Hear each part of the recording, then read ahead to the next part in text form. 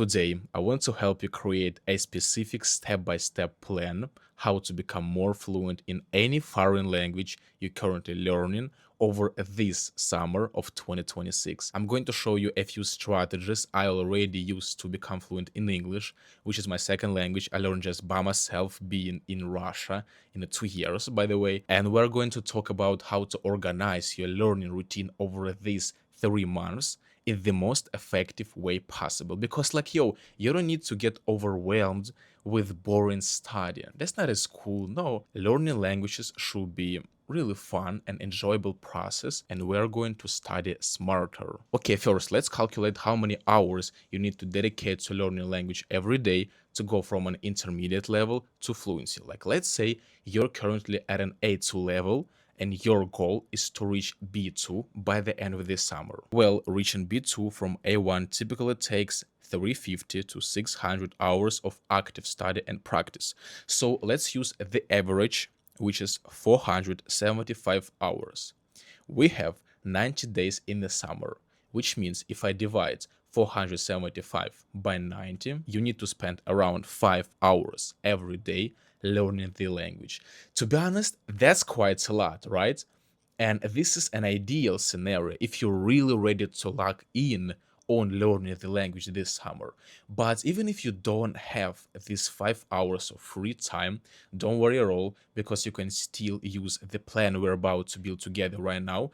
But you need to decrease the amount of time you spend on each exercise proportionally, so that even if you, for example, have only 2 hours a day, you can still reach pretty solid B1 level in the next 3 months, because reaching B1 from A2 takes around 100 to 200 hours. Well, and here is my 5-hour daily language learning plan. I start every day by having breakfast, and I always love watching something while eating. I think like everybody does, right? So I decided, why not to watch content in my target language.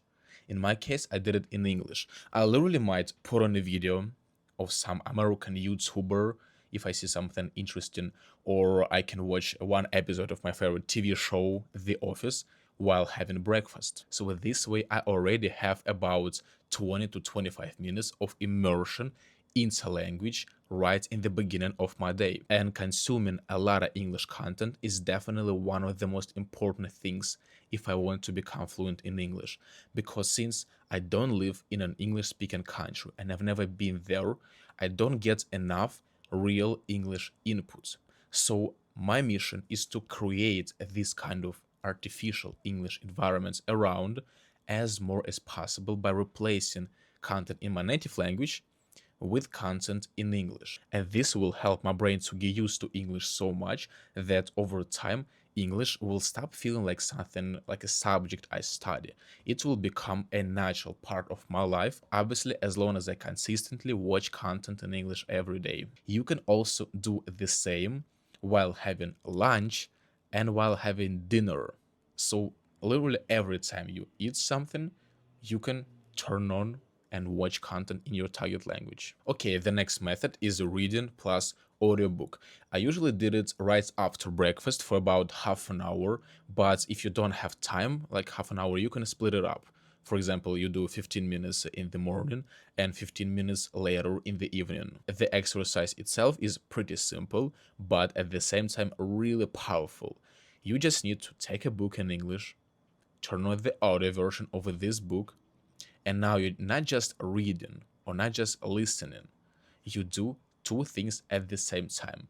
You follow the text with your eyes and you speak along the native speaker you hear. Yeah, at first it might feel really chaotic because like your brain is trying to handle three things at the same time: reading, listening, and speaking.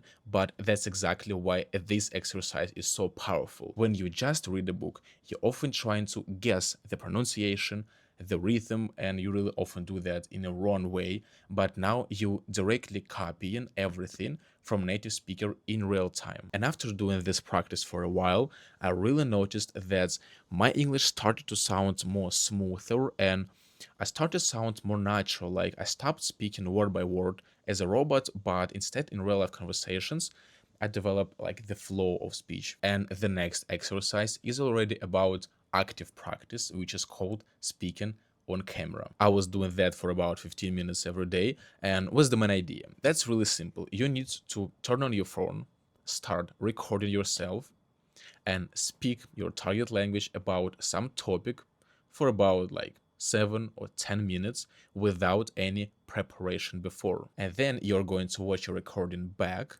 and review your speaking. This helps you in a few ways. First, you start noticing your mistakes, like grammar, pronunciation, filler words. Maybe you don't realize them when you speak in real life, but when you watch back your recordings, you will see that. And second, you get used to hearing your own voice. Yeah, I know that a lot of people just hate listening to their own voice, especially on a video. But imagine if you do that every day for 90 days, you will get used to that practice so much, you will become way more confident that it will not be scary at all. You will become comfortable listening your own voice. You will become way more confident speaking your target language. And that was the main benefit for me when I finally overcame the fear of speaking and the fear of making mistakes. I have a list of 30 speaking practice cards. Look at that. There are 30 everyday topics you should be able to talk about if your goal is to become fluent.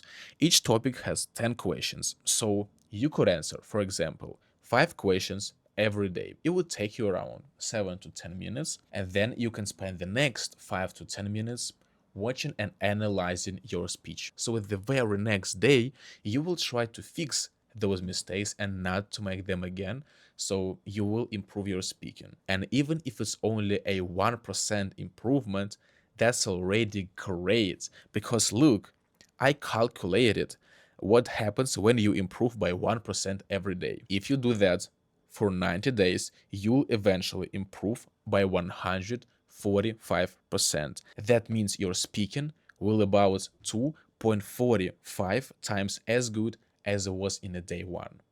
Imagine just by 1% improvement every day for 90 days. But what if you improve 2% every day? What if it's gonna be 5? Oh my god. Okay, the next method is called active shadowing. It's about consuming content, but this time I'm not only watching passively, as I did while having breakfast. Nah, right now I'm trying to be 100% engaged in the process. Let me show you how I do that. First of all, I watch. Andy and Angela seem very happy. I stop after every sentence and I repeat out loud. I hope nothing horrible ever happens to them. If I see any new word and I don't know the meaning of that word, I just go to the Cambridge Dictionary and I check its definition. Yeah, at this point, I try not to use translator, but instead I prefer learning vocabulary by definitions. But if you're a beginner completely, that's totally alright to use translator. And then I add the words plus definition into my notes. So after finishing my watching, I can go back to those words and make flashcards. And the main benefit is that this kind of practice will help you become more aware of how the language actually works, because now you start noticing how native speakers use structures, how they build sentences based on grammar rules, and what kind of vocabulary they pick, because that's where most learners struggle.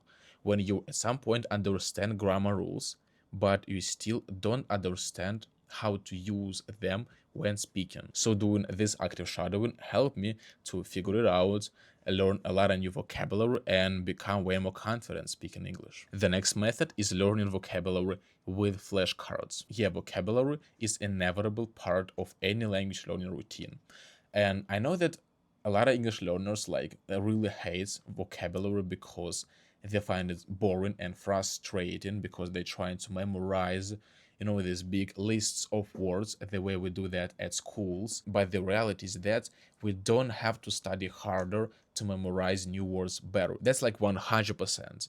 We need to study smarter. And that's why the best approach, as I believe, is learning by flashcards. There are so many different apps right now, like I use Reward. There are also good Quizlets, Anki. You can search it and find the perfect for you. And the coolest thing about all of those apps is that they have built-in space repetition system. It is a kind of smart algorithm that shows you the most relevant words to review at the right moment in order to help them to stick in your memory forever. And since these flashcards are on my phone and I always have my phone with me, I can practice literally anytime, anywhere. For example, my perfect routine is when I go for a walk in the day or in the evening and just I'm walking, enjoying nature around and scroll flashcards. Or if I need to go somewhere, I can do flashcards in the subway or in the bus because like I'm going to waste that time anyways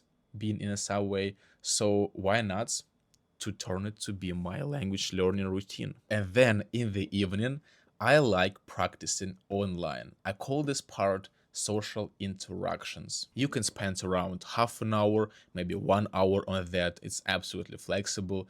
And the main idea here is really simple. You need to find someone to practice speaking with. And I think there are three main options. You might find a native speaking partner who's trying to learn your native language. And this way, you will do this kind of friendly language exchange. You can also get a native tutor for speaking practice if you're looking for more professional approach. Or my favorite one is to find somebody who's also learning the same language with you around the same level. So this way, you can, for example, call each other every evening for half an hour, maybe an hour, and you're gonna just speak because you both are learners. Maybe you both really bad at speaking right now. You make a lot of mistakes, so you're not gonna feel anxious at all because you are on the same page. And you might also share tips and tricks with each other. Maybe you hear some new method of learning today. You might talk about news about your day. In general, you would make progress together, support each other, and maybe even become friends along the way. Because the main point from learning a new language is the ability to communicate to other people. And if you learn just alone in isolation all the time, you don't get this kind of positive experience using the language.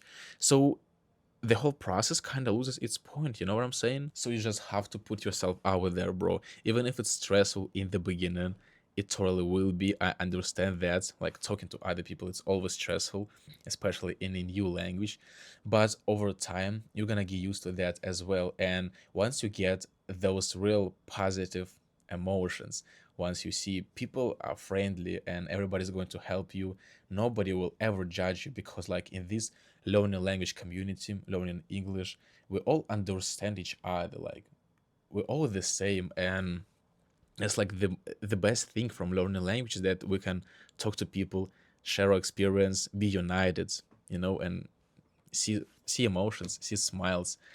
That's why we learn languages, right? So if you want to find a friend to learn English with, or you want to find speaking partner, you can join my group chat on Telegram. The link is going to be below in the description and in the comments. And with that, I will see you in the next video. I really hope this video was helpful, and this plan we made is going to help you become more fluent by the end of the summer, over this summer 2026. By the way, summer is going to be just legendary. Like, we have World Cup.